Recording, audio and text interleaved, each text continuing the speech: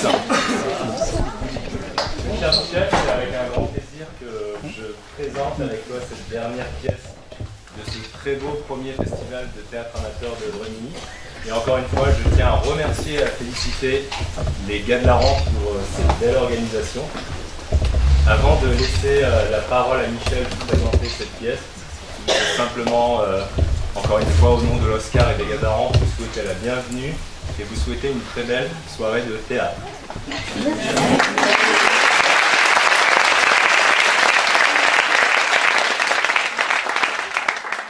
Alors j'ai plein de choses à vous dire.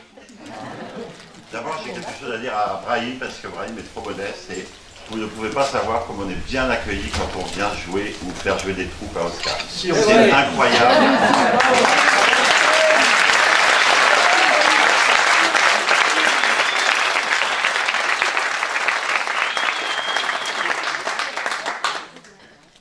Alors c'est la 6e pièce de notre festival, la dernière pièce, donc vous avez la chance d'assister à la dernière pièce. Hein. Tout le monde n'a pas cette chance. Hein.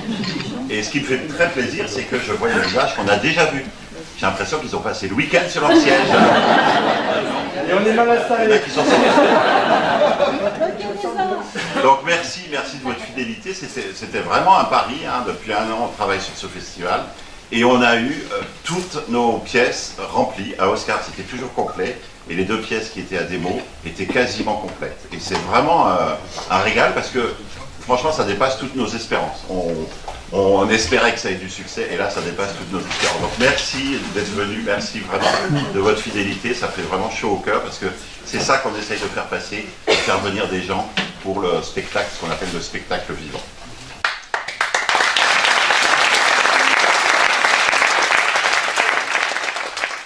Alors côté pratique, après le spectacle, on vous invite à venir boire un pot avec nous pour partager le verre de l'amitié et éventuellement, si vous avez un petit peu de temps, à rester pour la cérémonie de clôture parce qu'à l'issue du festival sera attribué un coup de cœur parce qu'on a eu un jury jeune, 6 étudiants de démo avec leurs professeurs qui ont assisté à toutes les pièces et qui vont décerner leur coup de cœur après ce dernier spectacle. Donc si vous avez un petit peu de temps pour rester, je pense que ça sera aux alentours de 19h, 19h30, on boit un pot et ensuite on décerne le coup de cœur du festival.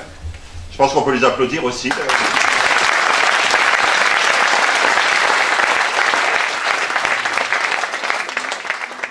la pièce d'hier soir, j'ai essayé de les sonder pour savoir un petit peu, ils m'ont dit « On te dit rien !» Qu'est-ce que j'ai à vous dire aussi? Il y a aussi en haut, dans la salle un petit peu commune, une colonne d'or, parce qu'on n'a pas voulu faire un livre d'or, on a voulu faire une colonne d'or. Donc vous pouvez laisser plein de choses, un petit dessin, un petit mot sympathique qu'on gardera en souvenir de ce festival. Et puis dernière chose, est-ce que quelqu'un peut me donner l'heure? 17h11. Vous pouvez vérifier sur votre portable. C'est 17h11. 5h12. Vous pouvez vérifier sur votre portable. Et l'éteindre en même temps. D'accord? Merci. Bonne soirée et puis à tout à l'heure pour le verre de l'amitié.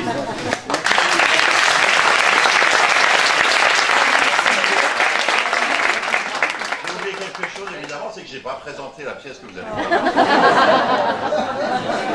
Vous avez dit qu'il y avait trop de choses. Mais en fait, il n'y a pas besoin de les présenter, vous allez voir.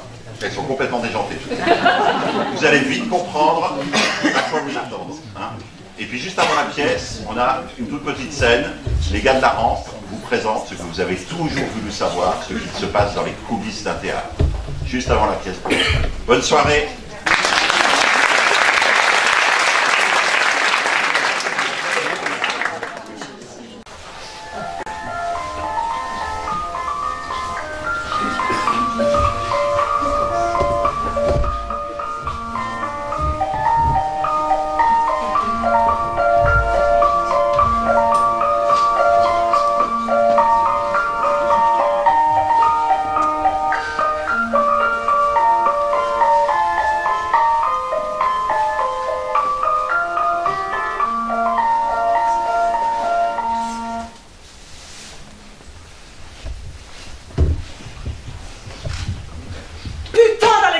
Je ne peux plus, je ne peux plus.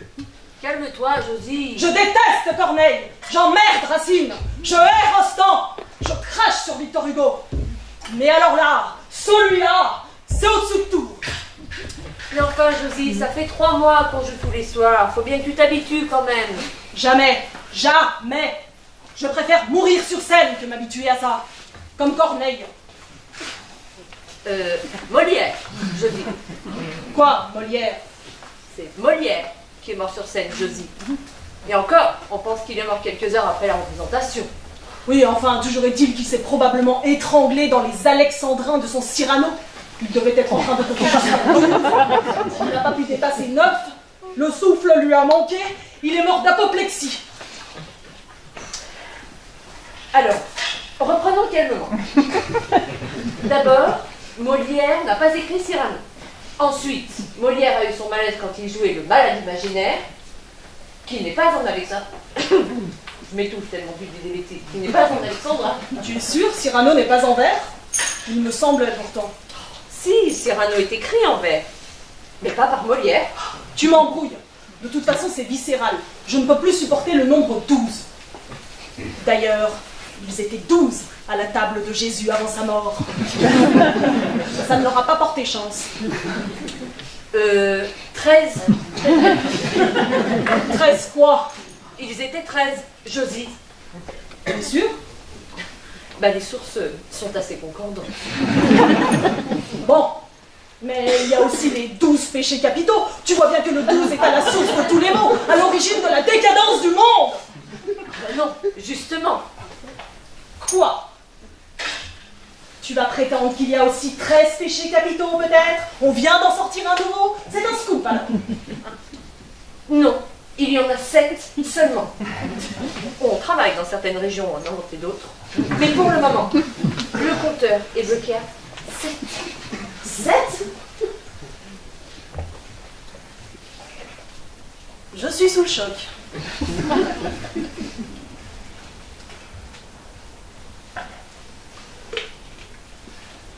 Depuis 3 mois, 1231 vers de 12 pieds, 2 fois par jour. Ça fait 2 658 960 pieds. Nous avons récité 2 658 960 syllabes, sans compter les répétitions. Tu es très forte en calcul, plus qu'en littérature, apparemment. J'en ai marre. Toute la soirée, j'ai eu l'impression que les spectateurs comptaient sur leurs doigts pour vérifier que chaque vers avait bien 12 pieds. Pour être sûr que je n'oubliais pas un E muet, que je ne rajoutais pas une liaison qui aurait fait passer le nombre fatidique à 11 ou à 13. J'avais l'impression qu'ils avaient tous dans leur poche un carton et un sifflet, et qu'à la moindre erreur, au moindre pied supplémentaire, à la moindre syllabe oubliée, j'allais avoir une douzaine de personnes déchaînées qui se seraient levées dans la salle en sifflant et en hurlant « Carton jaune ! Avertissement !» Ou pire, remboursé.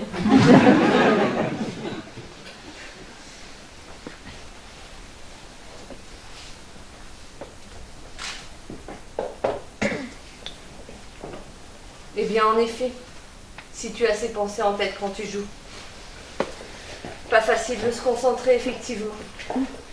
Je comprends qu'il y a certaines choses. Quoi? Qu'est-ce que tu comprends? Oh, certains oublis. Certains passages allégés. Je m'en fous. Oui, j'ai sauté des passages, mais j'ai sauté des vers entiers, et personne ne s'est rendu compte de rien. Les maniaques, les pervers, qui comptaient sans cesse jusqu'à 12, la main menaçante, prête à sortir de leur veste pour m'infliger un coup de poignard en jaune, ceux-là n'ont rien vu. Ils n'écoutent pas, ils comptent. Ils ne rêvent pas, ils additionnent. Ils ne contemplent pas, ils fractionnent, ils dissèquent, ils découpent, ils saucissonnent. 1, 2, 3, 4, 5, 6, 7, 8, 9, 10, 11, 12. C'est bon, on passe au suivant. 1, 2, 3. Tu leur donnes leur ration de 12, ils sont satisfaits, béats, heureux, repus. Tu sautes un verre, ils n'y veulent du feu. Ils comptent sur leurs doigts comme on compte les huîtres, les douzaines d'œufs dans leur boîte. Ce sont des marchands d'œufs, des crémiers, pas des amateurs de théâtre. Quel lyrisme! Tu sais mieux ton texte de loge que ton texte de scène. Je le vis, je rougis, je pâlis à sa vue. Un trouble s'éleva de mon âme éperdue. Mes yeux ne voyaient plus, je ne pouvais parler. Je sentis tout mon cœur et brûler. Non mais à quoi ça ressemble? Je te le demande. Moi, je ne trouve pas ça si moche. Il me semble que c'est écrit par un petit jeune qui monte. Racine, je crois, ou quelque chose comme ça. Oui, enfin, c'est démodé. Plus personne n'écrit comme ça de nos jours. Aucune modernité. Mais détrompe-toi, tiens. Voilà combien de jours, voilà combien de nuits, voilà combien de temps que tu es reparti. Tu m'as dit, cette fois, c'est le dernier voyage. Pour nos cœurs déchirés, c'est le dernier naufrage. Ça te dit quelque chose? Vaguement. C'est du Brel, non? Léo Ferré. Tes connaissances en chansons françaises sont aussi époustouflantes quand t'es à Cocasse. Non, c'est Barbara, figure-toi. Une toute petite chanteuse qui n'a pas été prise à The Voice. Oui. Et puis en parlant de chansons françaises, il y a aussi... Le juge a dit à Jules, vous aurez 20 ans. Jules a dit quand on aime, on a toujours 20 ans. La, la, la, la, la, la, la, la, la. Ça, c'est la poésie.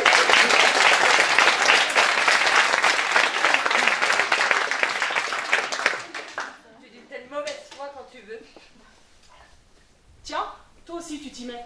Je m'y mets à quoi? À parler en alexandrin. Tu es d'une telle mauvaise foi quand tu veux. 12. Encore et toujours 12. Tu le fais exprès. Ah non. Si on prononce le E muet de mauvaise E, ça fait crème. Tu vois, toi aussi tu surveilles un muet, mais c'est insupportable. Ah, et puis ce nom là, alexandrin, ça vient de quoi ce nom ridicule? Pourquoi pas Ernestin ou Alfredin? Eh bien parce que cela provient du roman d'Alexandre, en référence à Alexandre le Grand. On a assez peu connu Ernest le Grand, Alfred. Du moins, la trace qu'ils ont laissée dans l'histoire est beaucoup plus discrète. Oh, mais la ramène pas avec ta culture. Tiens, tu progresses. Quoi? Si on prononce le E de Ramène, tu viens de me donner un magnifique Alexandre. Oh, ne la ramène pas avec ta culture. Ça fait 12. Putain d'Alexandra! Putain de muet!